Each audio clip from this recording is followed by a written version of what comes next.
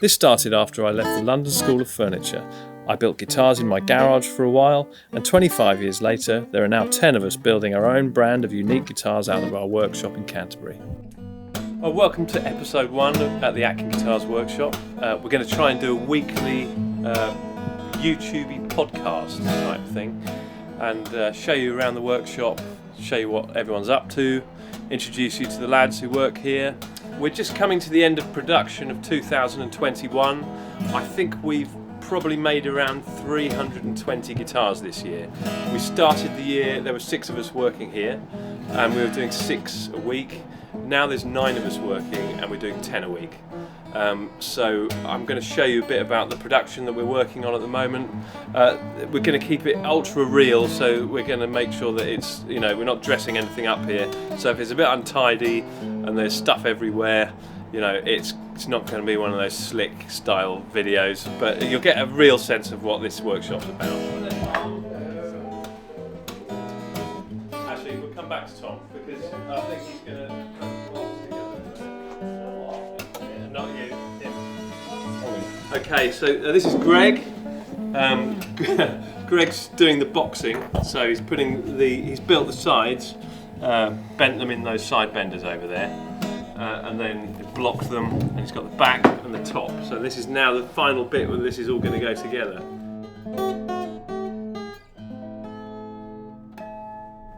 Greg came and has been sort of working on these for the last 6 months.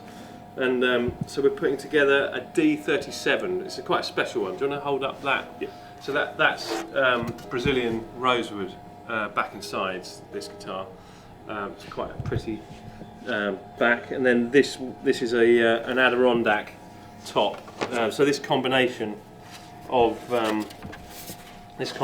woods is probably the mecca for a dreadnought, really.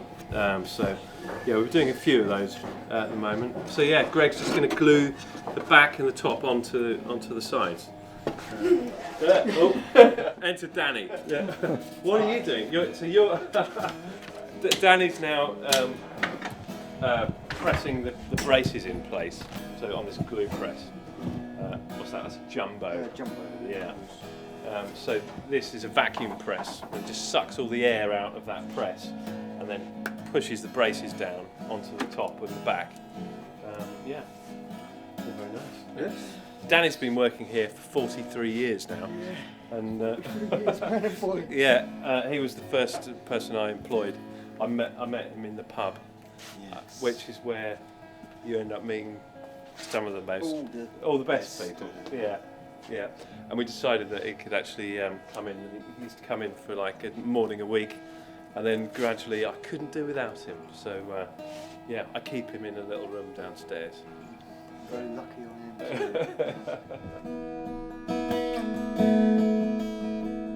am. You have to be quite precise with this because you don't want much squeeze out on this kerfing, so it gets really mucky otherwise. So we've got these nice rollers that do that sort of job.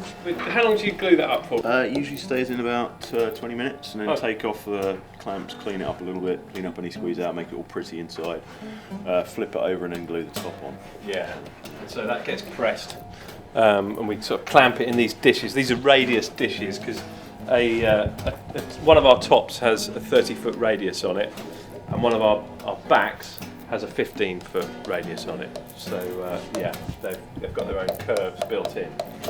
So typically, you're doing 2 of these a day. Thereabouts, yeah. So yeah, this is quite a fun part of the process. It's actually something that looks kind of like you're making a guitar. There's a lot of parts of the process that are, you know, making little parts like bracing and things like that I'll show you in a bit. But yeah, this is when we know we've got the actual box all sorted. So we call this the boxing department. So this is the X-brace he's gluing on here. So all of our bracing is made out of European red spruce, and it's all baked in our oven downstairs.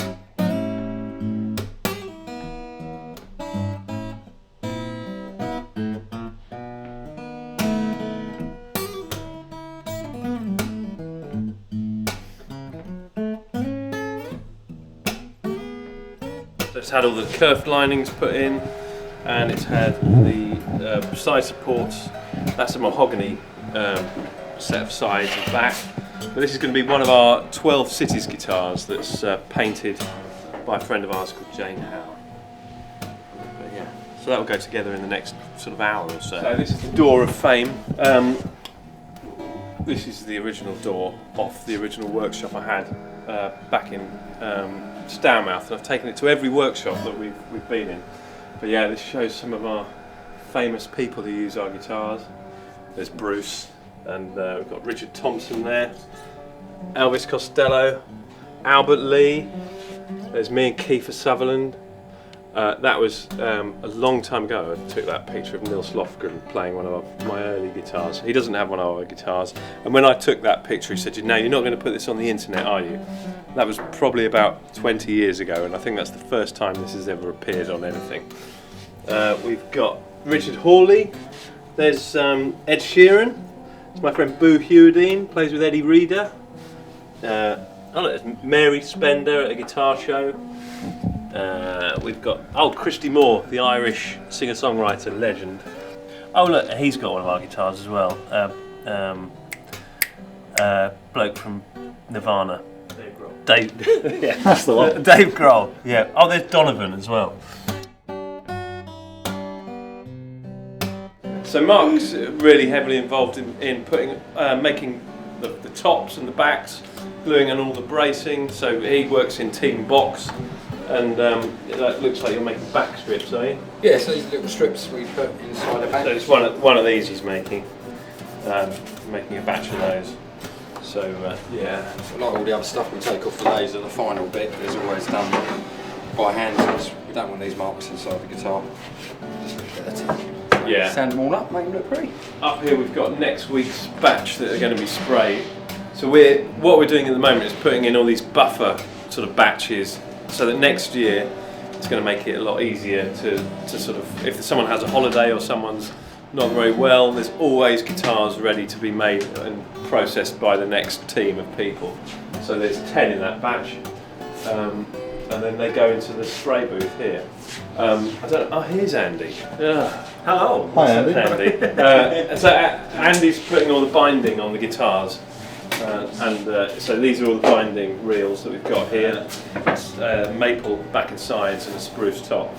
That will have a pearloid binding on it, and that will be sprayed black eventually. So yeah, and you do what, 10 in 2 days? Yeah. Yeah. Yeah. On a good one. Awake. Yeah. Yeah. I'm not very today. And this is our current batch of 10 that are being sprayed. These 4 bodies have already been finished, so they're just resting. And then if you can get in here, we've got, so that's a 43 that's been sunburst, and that's going to be lacquered a bit more. So this is the remainder of the batch, but we're just waiting for some yellow dye to come from Jenkins lacquer, which has been lost in transit, so we're at a bit of a standstill now, which is a pain in the arse. We've got, there's a neck that's almost ready to have the logo put on. We use decal logos for most of our guitars now.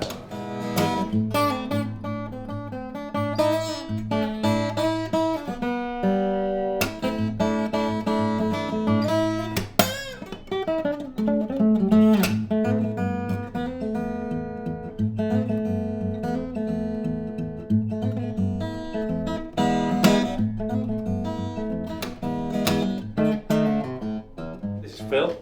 He does all the finishing, and he does the final carve and sand on the necks. All of our necks are made on the CNC machine, but they need some final carving to get them really perfect. So he spends quite a lot of time just getting all the nice facets right on the heels and by the neck joint here. This is one of our black pearl models, so it's got a pearloid head face there, and bound pearloid ebony fingerboard, which is pretty sweet. Yeah, so these are just getting finished like this, and then they go upstairs to Laurence, who does the neck fitting, yeah, they'll then be ready to spray once they're done.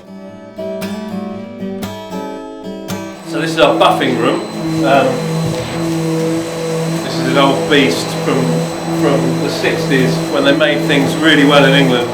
It's a Canning polisher, it's really nice. A friend of mine gave it to us, but there's a series of necks that are all ready to go upstairs for freezing, and I'm going to buff these guitars. This is part of this week's batch. I think I've done 3 or 4 already, so yeah, I'm just going to get these to a point where they're ready to go upstairs, and they'll also go in the freezer. Generally the buffing takes about 20 minutes to buff a guitar, and we've already cut them back with 800. You know, it's got this 800 grit paper that's been on it, and I'll just show you what it's like. This polishing compound. You can see that's got a nice shine on it now. So it doesn't take long to get it to a point where it's shiny, but it does take quite a long time to get it where it's shiny evenly all over the guitar. Well, when I first started, I didn't have one of these machines. We used to polish everything by hand with T-cut, which was like, just, you know, the Karate Kid, wipe on, wipe off for hours and hours. So these things change your life, you know. But it's a pretty cool tool. Couldn't live without one now. Well, Mark's gluing on these back strips that he was making downstairs. So we've got a collection of different woods here. We've got Indian rosewood. We use that on our 37 models. We've got flamed maple. That's a sort of a jumbo-sized guitar, and then we've got these mahogany backs. That's for an essential OM and a 19. But yeah, these get glued on, and then we can start gluing the back braces on in the press. But if you look over here, Greg's now onto that jumbo guitar, and he's just doing the final fitting for that. So you can see they come together quite quickly once we've got all the parts together, and these will be bound this afternoon or tomorrow morning, and so they'll be sort of ready to start finishing next week. And he's using a chisel, look.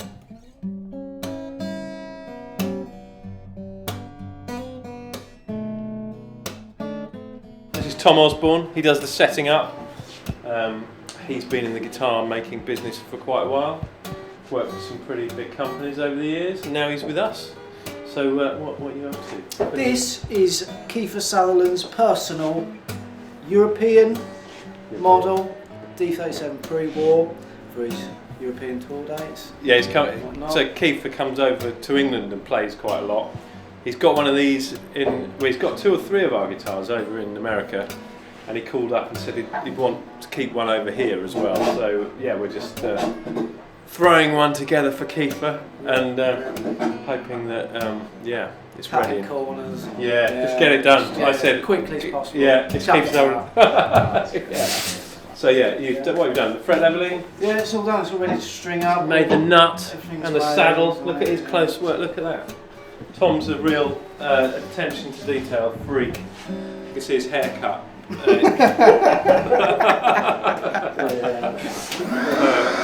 Yeah.